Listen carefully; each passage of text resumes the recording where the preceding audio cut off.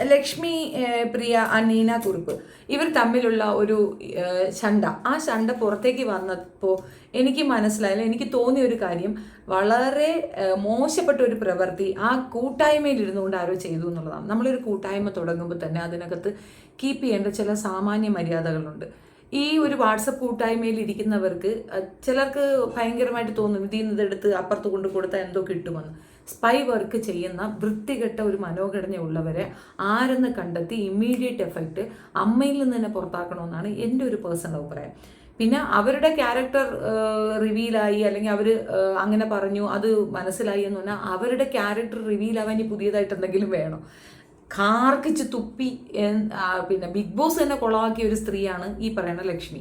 അപ്പം ഷബീന എന്ന് പറയുന്ന ലക്ഷ്മി. അപ്പം ഈ പുള്ളിക്കാരത്തി പൊതുവിൽ ഒരു രീതിയിലുള്ള തലയിൽ തലച്ചോറുള്ള ഒരു സാധനമല്ല.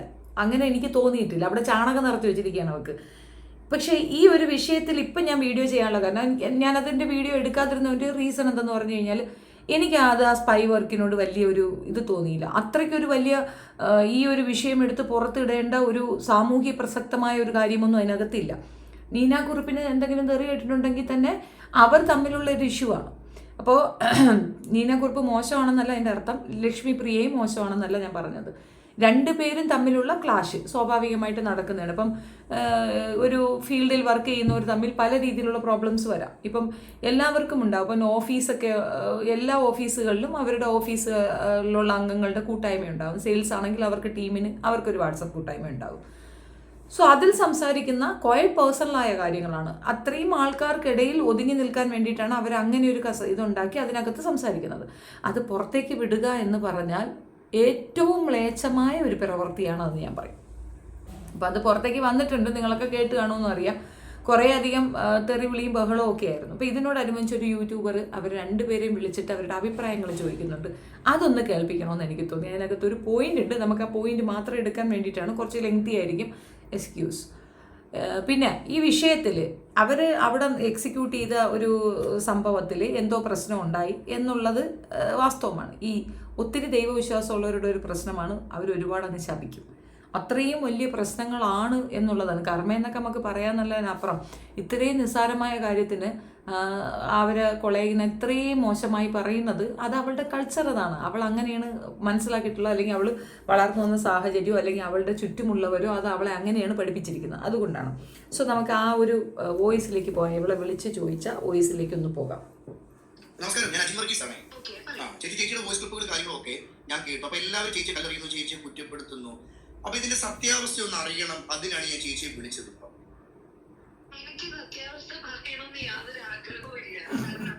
അല്ല ചേച്ചി, എന്നാലും ഒരു നാണയത്തിന് ഇരുവശം ഉണ്ടല്ലോ. അപ്പൊ ഒരാളുടെ ഭാഗം മാത്രം നമ്മൾ കേൾക്കുന്നത് ശരിയല്ല.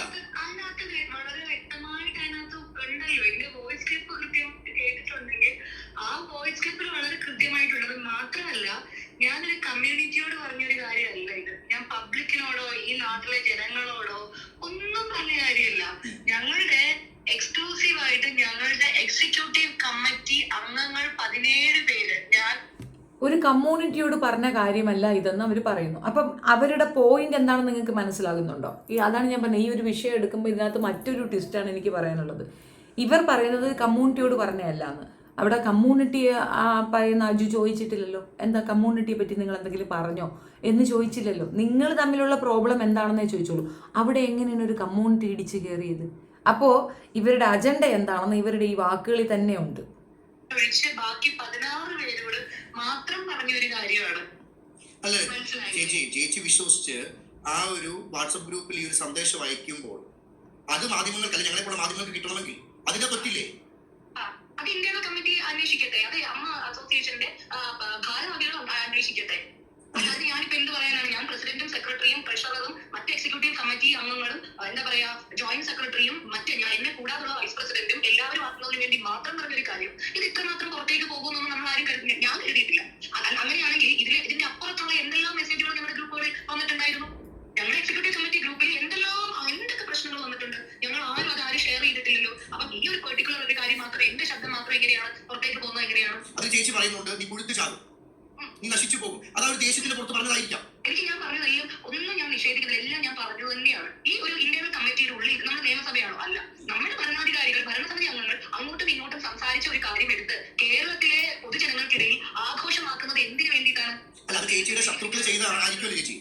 16 പേരാണ് അതിനകത്തുള്ളതെന്ന് അവർ പറയുന്നുണ്ട്. ഈ 16 പേരിൽ ആരാണ് ശത്രു എന്ന് കണ്ടുപിടിക്കാൻ ഈസി അല്ലേ? അത് നീന കുറുപ്പാണ് ചെയ്തെങ്കിൽ അവർക്ക് കിട്ടണം അത്. എനിക്ക് മോനെ എന്റെ ശത്രുക്കൾ ചെയ്താലും എന്റെ മിത്രങ്ങൾ ചെയ്താലും എനിക്ക് അതിൽ യാതൊരു കാര്യങ്ങളും ഇല്ല. എനിക്ക് പറയാനുണ്ടായിരുന്നത് ഞാൻ പറഞ്ഞു കഴിഞ്ഞു. ഞാൻ അമ്മ എന്ന് പറയുന്ന ഓർഗനൈസേഷനെ സേവിക്കുന്നതിന് വേണ്ടിയിട്ടാണ് ഞാൻ നിൽക്കുന്നത്. ഞാൻ എന്റെ കൃത്യമായിട്ട് എന്നെ ഏൽപ്പിച്ചിട്ടുള്ള എന്റെ എന്താ പറയാ സമകാലികരായിട്ടുള്ള ആൾക്കാർ എന്നെ ഏൽപ്പിച്ചിട്ടുള്ള ജോലി, അല്ലെങ്കിൽ നമ്മുടെ സീനിയേഴ്സ് ആയിട്ടുള്ള ആൾക്കാർ നമ്മളെ ഏൽപ്പിച്ച ജോലി. അമ്മ നിങ്ങളൊന്ന് ചിന്തിച്ചു നോക്കൂ, അമ്മയെ ഒരു വിഭാഗം ആൾക്കാർക്ക് മാത്രമാണ് കൃത്യമായിട്ട് ജോലിയും വരുമാനം ഉള്ളത് അല്ലേ? നിങ്ങൾ ആലോചിച്ച് നോക്കൂ. അമ്മ ആക്ച്വലി ഇപ്പൊ അമ്മയാണ്. വയസ്സായിട്ടുള്ള ഒരുപാട് അമ്മമാർ അതിനകത്തുണ്ട്. അവർക്ക് വേണ്ടിയിട്ട് നമ്മൾ ഒരു 2-3 ക്രിയേഷൻസ് നമ്മൾ ചെയ്യുന്നു. നമ്മൾ ലാസ്റ്റ് മിനിറ്റിൽ സ്റ്റേജിലോട്ട് കയറുന്ന ഒരു സമയത്ത് നമ്മുടെ ഒരു ആർട്ടിസ്റ്റിനെ അനധികൃതമായിട്ട് അവിടെ പിടിച്ചു വെക്കുകയാണ്. അവരില്ലെങ്കിൽ ഇവരെ വിവരങ്ങൾ അറിയിക്കുന്നില്ല, അവരെ നമുക്ക് സ്റ്റേജിലോട്ട് തരുന്നില്ല എന്ന് പറയുമ്പോൾ നമുക്കുണ്ടാകുന്ന ഒരു മാനസിക ബുദ്ധിമുട്ടെന്ന് പറയുന്നത് വളരെ വലുതാണ്. മാത്രമല്ല അതിനകത്ത് നടന്നിട്ടുള്ള ആ 2-3 ദിവസങ്ങളിൽ ഈ ഒരു പെർട്ടിക്കുലർ വ്യക്തി അവിടെ എന്തൊക്കെയാണ് കാണിച്ചു കൂട്ടിയിട്ടുള്ളതെന്ന് അതിന് എന്നോട് ചോദിക്കേണ്ട വേറെ ഏത് അംഗങ്ങളോട് ചോദിച്ചാൽ അവർ പറഞ്ഞു തരും. അപ്പം ഇതിന് ഞാൻ ചേച്ചി ചോദിക്കുന്നത് ഇപ്പം വരുന്ന ആരോപണങ്ങൾ ഒന്നടങ്ങുന്നത് പറയുന്നത് ചേച്ചിക്കെതിരെയാണ്. അതിലൊന്നും വിഷമോ കാര്യങ്ങളൊന്നും ഇല്ല. എനിക്ക് നിങ്ങൾ ഈ സമൂഹം എന്നെ ഏതൊക്കെ രീതിയിൽ ആരൊക്കെ ക്രൂശിച്ചു എന്ന് പറഞ്ഞാൽ എന്നെ അതൊന്നും ബാധിക്കില്ല. കാരണം ഞാൻ ജീവിക്കുന്നത്, ഞാൻ ജോലി ചെയ്തിട്ട് എന്റെ ഹസ്ബൻഡിന്റെ തണലിലും സംരക്ഷണയിലുമാണ്. എൻ്റെ ഹസ്ബൻഡിന്റെ തണലിലും സംരക്ഷണയിലും, അത് വേണമെങ്കിൽ നമുക്ക് ഒന്നുകൂടെ കേൾക്കാം. ഹസ്ബൻഡിന്റെ തണലിലും സംരക്ഷണയിലും എന്നാണ് ഇവർ പറയുന്നത്. അപ്പൊ ഇവർ മുമ്പ് പറഞ്ഞത് നുണയല്ലേ? ഒരു പെർട്ടിക്കുലർ വ്യക്തി അവിടെ എന്തൊക്കെയാണ് കാണിച്ചു കൂട്ടിയിട്ടുള്ളത് അതിന് എന്നോട് ചോദിക്കുന്നത് വേറെ ഏത് അംഗങ്ങളോട് ചോദിച്ചാൽ അവർ പറഞ്ഞു തരും. അപ്പം ഇതിന് ഞാൻ ചേച്ചി ചോദിക്കുമ്പോൾ വരുന്ന ആരോപണങ്ങൾ ഒന്നടങ്ങുന്നത് പറയുന്നത് ചേച്ചിക്കെതിരെയാണ്.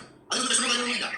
എനിക്ക് നിങ്ങൾ ഈ സമൂഹം എന്നെ ഏതൊക്കെ രീതിയിൽ ആരൊക്കെ ക്രൂശിച്ചു എന്ന് പറഞ്ഞാൽ എന്നെ അതൊന്നും ബാധിക്കില്ല. കാരണം ഞാൻ ജീവിക്കുന്നത്, ഞാൻ ജോലി ചെയ്തിട്ട് എന്റെ ഹസ്ബൻഡിന്റെ തണലിലും സംരക്ഷണയിലുമാണ് ഞാൻ ജീവിക്കുന്നത്.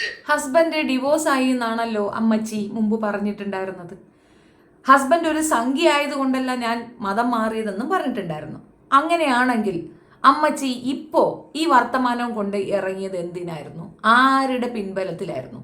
ഹസ്ബൻഡുമായി സെപ്പറേറ്റഡ് ആയ ഒരു വ്യക്തിക്ക് ഹസ്ബൻഡിന്റെ തണലിലും സംരക്ഷണയിലും ജീവിക്കാനൊക്കെ പറ്റുമോ? എനിക്കറിയത്തില്ല. ഇപ്പം അങ്ങനെ ഒരു വഴിയുണ്ടോയെന്ന് എനിക്കറിയത്തില്ല. അപ്പോൾ ഏകദേശം ഇത് ആരുടെ അജണ്ടയായിരുന്നു? ഇത് ഇസ്ലാമിയരെ ആക്രമിക്കാനുള്ള അജണ്ടയാണെന്ന് മനസ്സിലാക്കാൻ ഈ സ്ത്രീയുടെ വാക്കുകൾ തന്നെ ധാരാളമാണ്. ഞെളിഞ്ഞ് പുളിഞ്ഞ് തള്ളി അങ്ങ് മറിച്ചപ്പോൾ എവക്കിട്ട് പണി അതിനകത്തുള്ള ബാക്കിയുള്ളവർ തന്നെ കൊടുത്തു. ഇനി ഇത് സജിത ബേട്ടിയുടെ തലയെ കൊണ്ട് വെക്കൂല്ലെന്ന് എനിക്കറിയത്തില്ല. കാത്തിരുന്ന് കാണാം. ആ ഗ്രൂപ്പിൽ സജിത ബേട്ടി ഉണ്ടെങ്കിൽ അവളുടെ കാര്യത്തിൽ ഏകദേശം ഒരു തീരുമാനമാവും. അദ്ദേഹം എന്നെ സപ്പോർട്ട് ചെയ്യുന്നുണ്ട്, എന്റെ ഫാമിലി ഒന്നടങ്കം എന്നെ സപ്പോർട്ട് ചെയ്യുന്നുണ്ട്, എന്റെ സഹപ്രവർത്തകർ എന്നെ സപ്പോർട്ട് ചെയ്യുന്നുണ്ടെങ്കിൽ എന്നെ കല്ലെറിയുന്നവരുടെ സപ്പോർട്ട് എനിക്ക് ആവശ്യമില്ല അവിടെ. മനസ്സിലായോ? ഞാൻ ഈ ഒരു കാര്യത്തിന് വേണ്ടിയിട്ട്, ഞാൻ ഇങ്ങനെ ഒരു പ്രോഗ്രാമിന് വേണ്ടിയിട്ട് കഴിഞ്ഞ നാളുകളായിട്ട് എന്റെ കുടുംബത്തെയും മറന്ന് എന്താ പറയാ പിന്നെ എന്റെ ജോലികളും മാറ്റിവെച്ച് ഞാൻ അത്രയും ഹാർഡ് വർക്ക് ചെയ്ത് എന്റെ കുടുംബം കണ്ടുകൊണ്ടിരിക്കുകയാണ്. എനിക്ക് എന്റെ കുടുംബത്തിന്റെ സപ്പോർട്ട് മാത്രം മതി. എന്നെ കല്ലെറിയുന്നവരെ തെറി വിളിക്കുന്നവരെ കമന്റ്സോ ഒന്നും ഞാൻ വായിക്കാറില്ല. എനിക്ക് ഒരുപാട് താങ്ക്സ് ഉണ്ട്. കാരണം എന്താണ് അറ്റ്ലീസ്റ്റ് അറിയാനായിട്ട് ഒരു ധാർമ്മികതയുടെ അടിസ്ഥാനത്തിൽ തന്നെ വിളിച്ച് ചോദിച്ചല്ലോ. ഇതിന് ഇപ്പോഴും ഞങ്ങൾക്ക് ഒരു അത്ഭുതം എന്ന് പറയുന്നത് തന്റെ സംഘടനയിൽ മാത്രം അറിയിച്ച കാര്യം നല്ല റീച്ചോണ്ട് ചേച്ചിക്ക് ലക്ഷ്മി എന്ന് പറയുന്ന വ്യക്തികളെ ലൈവ് ഇടാം. അവിടെ ഒന്നും പൊതുജനങ്ങളോട് പറയാതെ പേഴ്സണലായിട്ട് ഗ്രൂപ്പിൽ ഇട്ടൊരു കാര്യം ഇത് പുറത്തു പോയാൽ ചേച്ചി കാരണമല്ല. അല്ല, കാരണം ഞാനിത് എക്സിക്യൂട്ടീവ് കമ്മിറ്റിയിൽ സംസാരിക്കേണ്ട കാര്യം എക്സിക്യൂട്ടീവ് കമ്മിറ്റിയിൽ അല്ലാതെ ഞാൻ എവിടെയാണ് സംസാരിക്കേണ്ടത്? അതാണ് എന്റെ ചോദ്യം. ഇതറിഞ്ഞ ലാലിപ്പുറം മമ്മൂക്കിയൊക്കെ വിളിച്ചോ? അത് നമ്മളെ അവർ ഡയറക്റ്റായിട്ട് നമ്മൾ വിളിക്കേണ്ട കാര്യം. പക്ഷെ ഉത്തരവാദിത്തപ്പെട്ടവരുടെ അവർക്ക് വിളിച്ച് അന്വേഷിക്കുന്നുണ്ടാവാം. എനിക്കറിയില്ല, എന്നെ വിളിച്ചിട്ടില്ല, എനിക്കറിയില്ല. ഒരു പട്ടിച്ചത്തനും വിളിച്ച് ചോദിച്ചില്ല അമ്മച്ചിയുടെ അടുത്ത്. അതിന്റെ ഒരു കളിപ്പുണ്ട്. ഈ വാക്കുകൾക്ക് ഒരുപാട് നന്ദി. സത്യം ഇന്നല്ലെങ്കിൽ നാളെ തെളിയട്ടെ. അവസാനമായിട്ട് പ്രേക്ഷകരോട് ചേച്ചിക്ക് പറയാനുള്ളത് എന്താണെന്ന് വെച്ചാൽ പറയാം. ഒന്നും പറയാനില്ല, ഒന്നും തന്നെ പറയാനില്ല. ചേച്ചി ഉള്ളിൽ വിഷമം കാരണം ചേച്ചി ഒരു വിഷമമില്ല, ഒരു സങ്കടവും ഇല്ല. എന്റെ ഫാമിലിയാണ് എന്റെ സ്ട്രെങ്ത് എന്ന് പറയുന്നത്. എന്റെ ഫാമിലിയാണ്, എന്റെ ഹസ്ബൻഡ്, എന്റെ മക്കള്, എന്താ പറയാ പിന്നെ എന്റെ ഈ ലോകത്തിന്റെ വിവിധ ഭാഗങ്ങളിലുള്ള എന്റെ സുഹൃത്തുക്കൾ, അത്ര ആൾക്കാർ എന്നെ സപ്പോർട്ട് ചെയ്യുന്നുണ്ട്. അത് മാത്രം മതി എനിക്ക്. എന്റെ സഹപ്രവർത്തകർ അവരെന്നെ സപ്പോർട്ട് ചെയ്യുന്നുണ്ട്. ഇന്നും സ്നേഹിക്കുന്ന ഒരുപാട് ആളുകൾ ചേച്ചിയിലുണ്ട് കേട്ടോ. ആ സ്നേഹിക്കുന്നവരുടെ സപ്പോർട്ട് ഉണ്ടാവും. അല്ലാത്തവർ എന്ത് ചെയ്താലും, ഞാൻ വെറുതെ ഇരുന്നാലും എന്നെ തെറി വന്ന ഒരു ഫോട്ടോ ഇട്ടാൽ, എന്റെ കുഞ്ഞിന്റെ കൂടെ ഒരു ഫോട്ടോ ഇട്ടാൽ എന്നെ തെറി പറയുന്ന ആൾക്കാരില്ലേ? ആ ആൾക്കാർ ഇത് വന്നില്ലല്ലോ എന്ന് ആലോചിക്കുമായിരുന്നു ഞാൻ.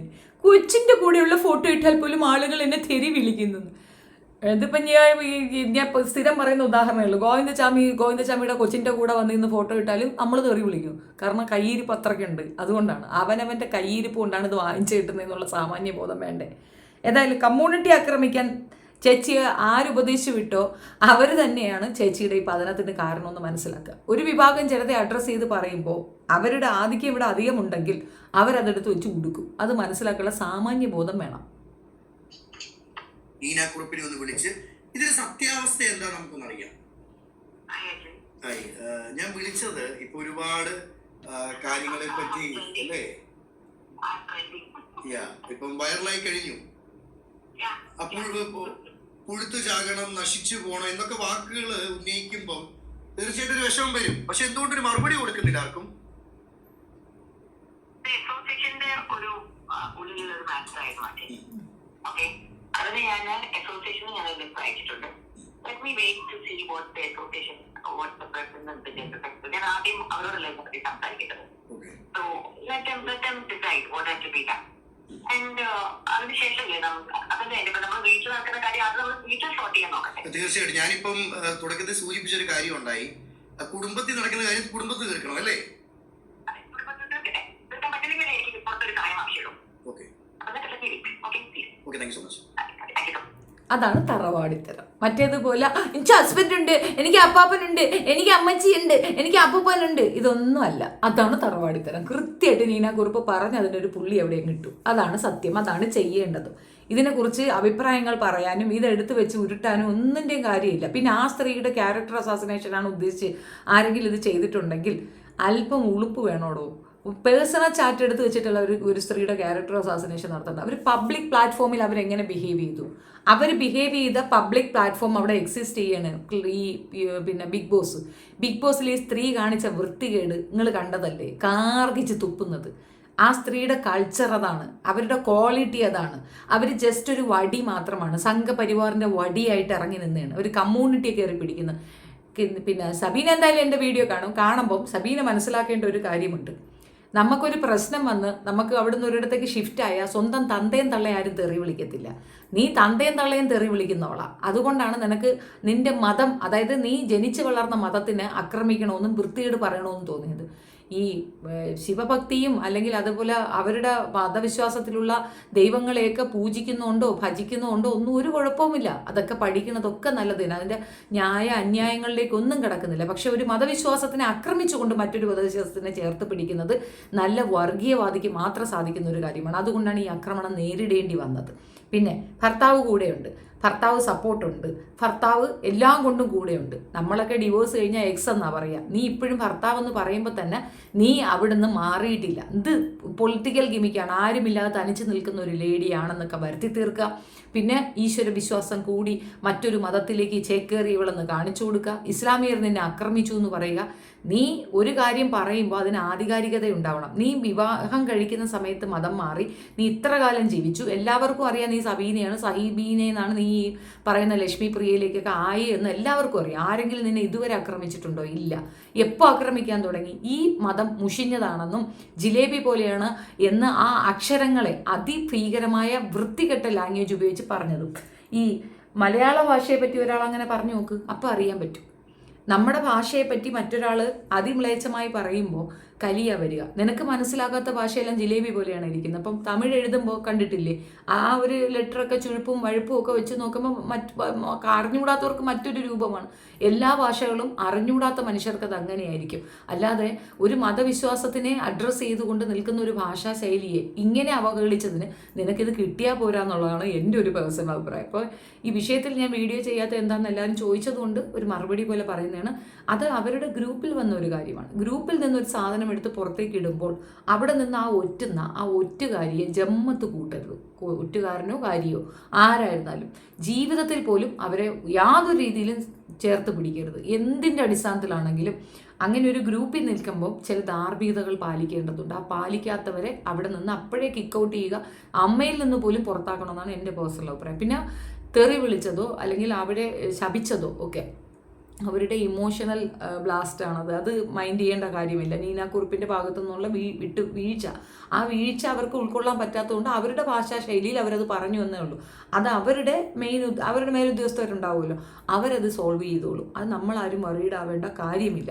അത് പൊതുസമൂഹത്തിനെ ബാധിക്കുന്ന ഒരു വിഷയവുമല്ല. അപ്പോൾ പിന്നെ അത് നമ്മൾ എടുത്തു വെച്ചിട്ട് കണ്ടു അവളങ്ങനെ പറഞ്ഞു എന്ന് അതിൻ്റെ ആവശ്യമില്ല. അതൊരു പേഴ്സണൽ ടോക്കാണ്. I mean 10-16 പേരടങ്ങുന്ന ഒരു വാട്സപ്പ് കൂട്ടായ്മയിൽ വന്ന ഒരു സംഭാഷണമാണ്.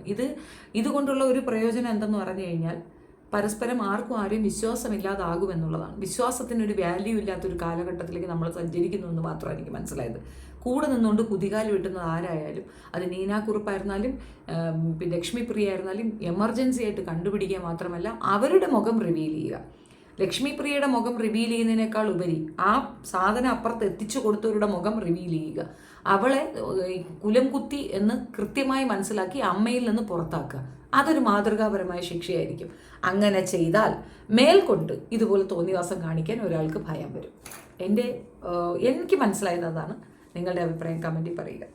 വീഡിയോ ഇഷ്ടപ്പെട്ട like, share and subscribe. Thank you.